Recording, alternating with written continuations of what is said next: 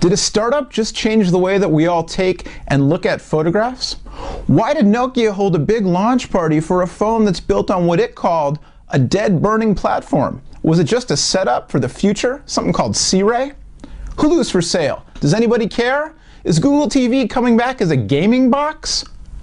And like that kid in math class who wouldn't shut up ever, but then you kind of missed him when he was out sick, believe me, I had that kid in 10th grade. We've got more iPhone rumors for you. That's right, it's Techno Buffalo's Rumor Roundup.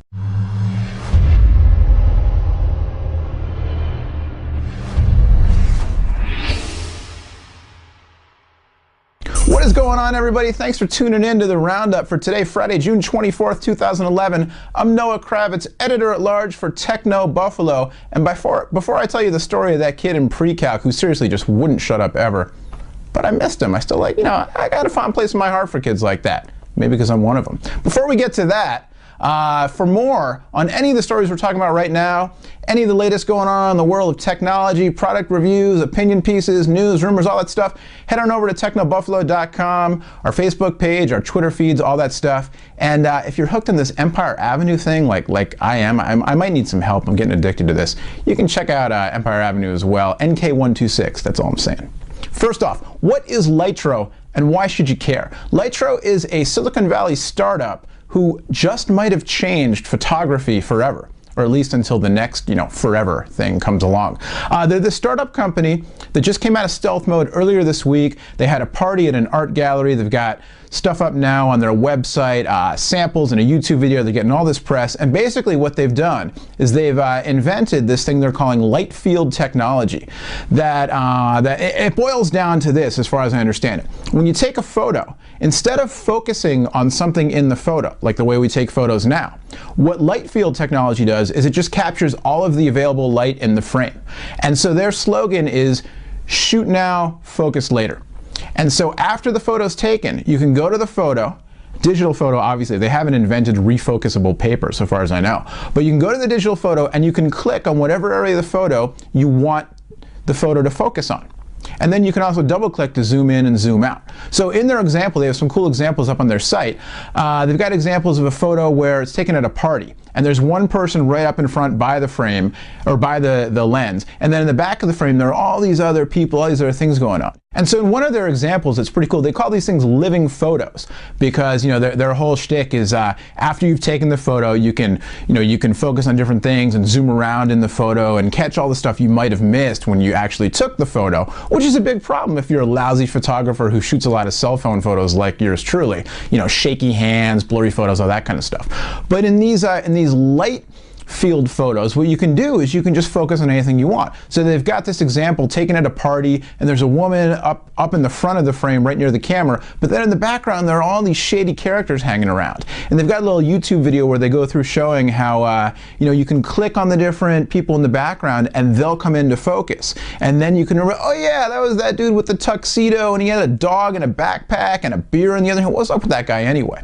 They've got some neat examples, and some professional photographer friends I've talked to, when they checked this out, they were like, wow, that's really interesting. That's got a lot of potential. So keep an eye on Lytro for sure. No word yet on when we'll actually see these cameras and how much they might cost, but definitely very interesting technology.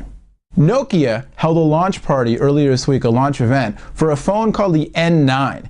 The N9 honestly looks like a really, really sweet piece of hardware. It's a touchscreen phone, like Nokia does, very nicely made, comes in a bunch of different bright colors, high-res display, very high-end camera on the back, et cetera, et cetera. Looks like a great piece of hardware. And honestly, in a world of touchscreen phones, this one actually stands out a little bit with kind of cool design. But the thing is, it's running the latest version of MeeGo, which by all accounts is a dead software platform. MeeGo was this joint partnership between Intel and Nokia, and it had a lot of cool features. The N900 came out a while ago and developers and hackers were kind of into it, but never really sold well. Nokia's been going through some hard times, et cetera, et cetera. And then Nokia signed this deal with Microsoft to start making Windows Phone 7 devices, and MeeGo kind of left for dead.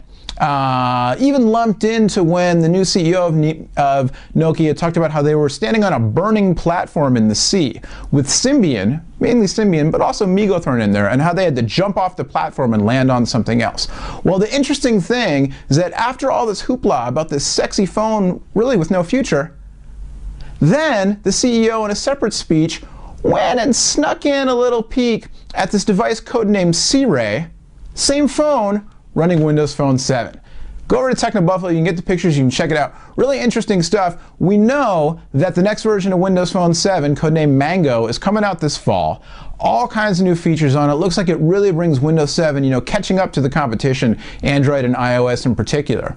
And we're all waiting for the first Nokia hardware to come out, because Nokia still has a reputation for building quality phones with great reception and great cameras, which are two, really big features that people want.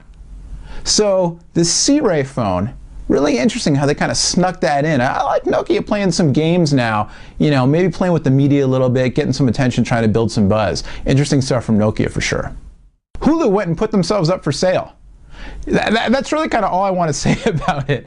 It's really interesting because all these things floating around now about, well, is Netflix going to buy them? Is Apple going to buy them? Who's going to buy them? But then some interesting behind the scenes stuff. Apparently, one of the things going on, Hulu, they have all these licensing deals with Fox and these other big TV studios who hold stakes, ownership stakes in Hulu. And now there's some reports coming out about how, well, we could sell Hulu, but we want to put a clause in that the Hulu app will authenticate to see if you're a cable TV subscriber. And if you are a cable TV subscriber, then you can watch last night's Fox show, right away. But if you're not a cable TV subscriber, you're going to have to wait 8 days before you buy the TV show. I don't know, Hulu, always a fan favorite, but kind of wondering well, how's this going to play out in terms of a business model and generating revenue and really being something viable that doesn't just kind of compete with the TV studios behind it. Things getting messier now that Hulu's gone. They've gotten a couple investment banks to back their sale. They're officially for sale. It'll be really interesting to see how this plays out. Speaking of TV, back at the Google I/O conference, Google talked a little bit about the next version of its Google TV box, which frankly, when it came out last year, did not set the world on fire. The first version of Google TV, there was some Sony hardware, there was some Logitech hardware. I myself bought one of the Sony boxes, and then I took it back to the store. I had that 30-day return period, because it didn't do that much for me. Some people really got into it for sure, but didn't sell well, was sort of quickly swept back under the rug by Google and its retail partners. But now the next version of Google TV, based on Android, the Android 3 platform, which is promising to integrate Android across the different screen sizes, the phones, the tablets, and the TV screen. Apparently Google has sent out some developer boxes, and these are just dev boxes, very, very limited quality, so you can't read too much into this about what consumer hardware might look like. But a bunch of extra ports that weren't on the original boxes, some interesting stuff going on, and the chipset, the manufacturer of the chipset, it's an Intel chipset. The chipset promises support for 3D gaming and robust support for Flash. And apparently, the browser on this device is not the old Android browser, but it's actually a full-on version of Chrome. So very, very interesting stuff. Also some interesting stuff going on with what Google is and apparently isn't allowing developers to do with apps that include a real-time TV feed. Because that's the whole thing about interactive TV. The coolest stuff I've seen is when you've got like a baseball game being played, and then you've got a graphic around it that shows real-time statistics of, the players up to bat or other, other games going on or whatever it is. So you've got that live TV element and then information that's related kind of going on in the same screen. And apparently, developers are not yet getting access to do those kinds of things in this new developer build with these new developer boxes. So interesting to see how that all plays out and if Google TV can reinvent itself. And is there really going to be, Chrome and apps and 3D gaming? Could there be something there? Interesting stuff. Last but certainly not least, in my 10th grade math class, pre-calc, this dude who sat next to me, we'll call him Matt. I don't want to reveal his real name even though it was Matt. I love Matt. Great guy, smart, funny, would not stop talking. Kind of like me on video camera, except, sometimes I was trying to pay attention in math class, sometimes I was trying to zone out, and Matt was just going. But the days Matt wasn't there, you know, I missed them. That's kind of how I feel. I think that's kind of how a lot of people feel right now about iPhone rumors. Oh no, more iPhone rumors. But then when they're not there, you're kind of wondering what's going on with iPhone. Well, a new batch of rumors this week that point to not a minor update, but actually a radical new redesign, brand new, boom, boom, boom, iPhone 5 coming out this September, possibly this August. I'm still thinking September, but some rumors pointing to this August for a new iPhone 5. You can go over to Techno Buffalo, check out, you know, all the details, some render images, you know, supposed what it's going to look like, etc. But kind of a radically redesigned back, a teardrop-shaped back that narrows from top to bottom, big screen, kind of bezel to bezel, or edge to edge rather, almost a bezel-less design, and a little tidbit thrown in these rumors again about another iPad device. I still say we're going to see another iPad this year. Sean says no. Either way, there'll be a funny YouTube video out of it, depending on who wins our little bet. But perhaps some more evidence buried in the iOS 5 beta about an iPad 3 with a Retina display. We'll see.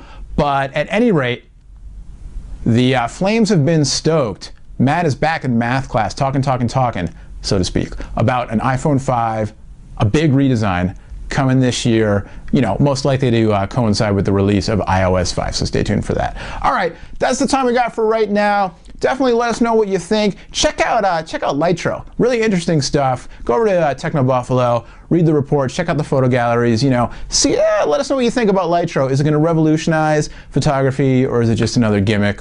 Yeah, you know better than I do. My name's Noah Kravitz. The website's called Techno Buffalo. Thanks to Revision 3 for having us. And don't forget, Monday, Wednesday, Friday, Ask the Buffalo, What's the Apps, and Rumor Roundup. Till next time, thanks for tuning in. We'll see you later.